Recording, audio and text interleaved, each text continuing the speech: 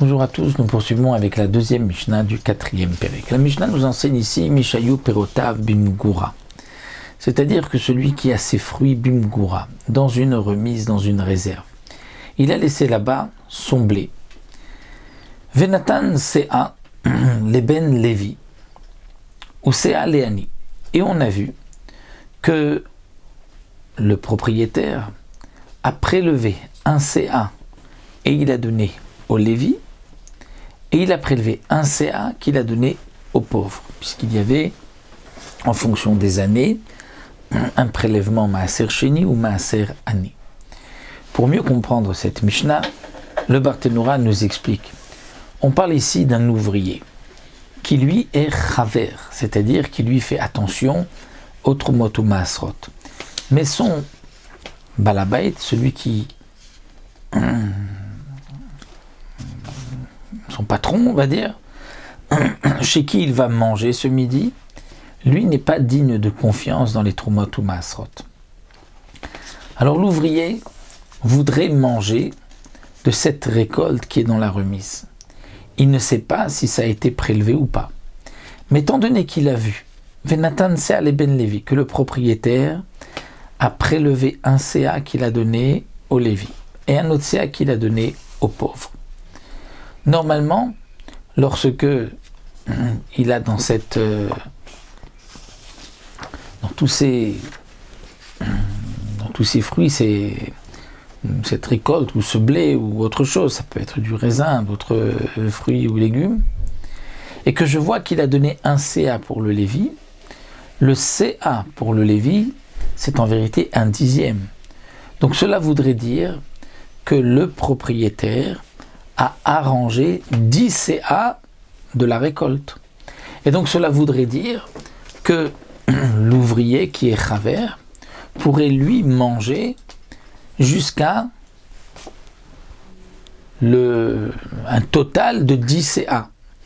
Et donc puisqu'il a enlevé 1 pour le Lévi et 1 pour le Hani, donc il pourra consommer encore 8 CA. Donc mafrish atshmone sein ve'ochlan. Pour Rabbi Meir, il peut, cet ouvrier, manger jusqu'à 8 CA. Parce que certainement que le propriétaire qui a pris un CA a donné Maaser Rishon au Lévi. Pourquoi il a pris un CA pour lui donner? Et lorsqu'ensuite il a pris un CA qu'il a donné aux pauvres, c'est certainement le Maaser Ani. Et donc s'il y a 2 CA qui ont été donnés, c'est que donc le propriétaire a voulu arranger 10. Donc il y a 8 CA et un peu plus qui sont arrangés, dit le Barthénora, et même si nous n'avons pas vu qu'il a prélevé la Trouma Gdola, mais n'oublions pas, nous avons vu dans Demaï qu'un Maaretz n'est pas soupçonné de ne pas prélever la Trouma Gdola, certainement il a prélevé. Donc ce que Rabbi Meir vient nous dire ici, c'est que l'ouvrier, nous voyons le Balabait prendre un CA, donner au Lévi, un CA donné aux pauvres, même s'il n'a pas entendu que c'est Maaser Rishon ou que c'est Maaser Ani, il se dit que certainement c'est Maaser Rishon, Maaser Ani, donc le propriétaire a voulu arranger 10 CA, puisque de 10, il a pris 1 et il a donné donc au Lévi. Ensuite, c'est vrai qu'il doit donner 10%, donc c'est pas vraiment un CA, c'est un peu moins, puisqu'il reste maintenant 9 CA. Donc il devrait donner un peu moins qu'un CA, mais ici le Tana a arrondi. Et donc l'ouvrier pourra manger, considérant que le Balabait a arrangé au moins 8 CA, donc 8 CA et un peu plus. Les Chachamim omrim et no mafrish la lefi cheshbon. Les Chachamim disent non. Ce que l'ouvrier a le droit de manger, c'est seulement ce que normalement il aurait mangé pour le repas d'aujourd'hui. Et donc le Balabait, c'est sûr qu'il a prélevé les Trumot ou Maasrot pour qu'il puisse manger. Mais pour les Chachamim, on ne dira pas qu'il pourra manger jusqu'à 8 CA. Pourquoi? Parce que je considère que le propriétaire n'a pas voulu arranger 10 CA, même s'il a donné 1 CA. Il a voulu arranger juste ce que l'ouvrier va manger. Alors pourquoi a-t-il donné 1 CA? Il a prélevé une partie pour le Lévi, et le reste, c'était une matana, un cadeau qu'il donne au Lévi, qu'il donne aux pauvres. Donc le propriétaire n'a pas arrangé 10 CA d'après les Chachamim, il a arrangé juste ce que l'ouvrier peut manger, et c'est ce que l'ouvrier pourra manger, et pas plus. Donc ça, c'est la première explication donnée ici d'après le Barthénoura. Le Barthénoura nous donne une autre explication et nous apporte la marloquette entre Rabbi Chachamim totalement dans un cadre différent. C'est qu'il s'agit ici de quelqu'un qui a donné un CA à un Lévi, un CA à un pauvre, et le Lévi et le pauvre sont partis. Et ne sont plus là. Et la question est de savoir, est-ce que le maaser qui est dans les mains de Lévi est encore là ou le Lévi l'a déjà consommé?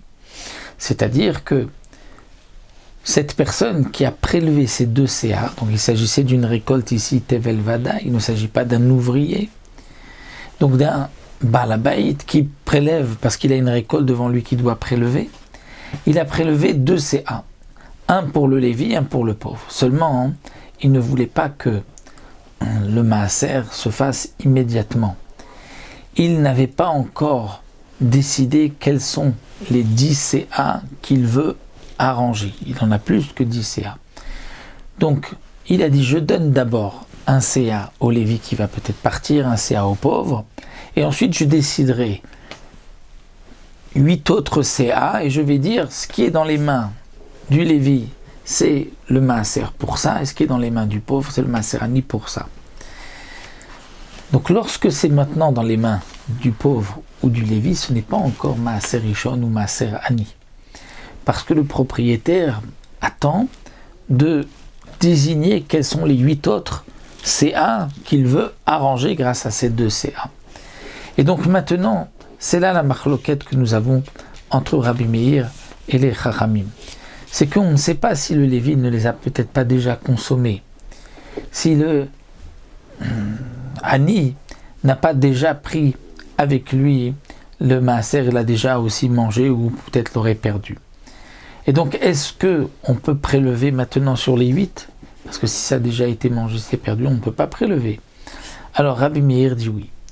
On peut considérer que les 2 CA sont encore là, et donc il pourra choisir 8 CA et dire le CA qui est chez le Lévi, il est maaser rishon sur ces 8, et le CA qui est donc sur ces 9 en comptant celui du Hani, et le CA qui est chez le pauvre, eh bien il va être le maaser ani du reste des 8 ici. C'est ce que Rabbi Meir nous dit, mafrish at shmonesein ve'ochran. Chachamim disent non. Et nous mafrish la lefi cheshbon. C'est-à-dire que pour les Chachamim, on ne pourra pas, on craint pour les Chachamim que peut-être ça a été mangé ou perdu entièrement, ou peut-être une partie, et donc il ne pourra consommer que les cheshbon, c'est-à-dire seulement lorsqu'il sait exactement qu'il reste encore chez le Lévi ou chez le Hani. Donc les cheshbon, c'est-à-dire les cheshbon de ce qui reste, et donc c'est à lui de vérifier, de chercher, de demander aux pauvres ou de demander aux Lévi, est-ce qu'ils ont encore le CA qu'il a donné. Ça c'est la deuxième explication que nous donne ici le Barthénoura pour cette Mishnah.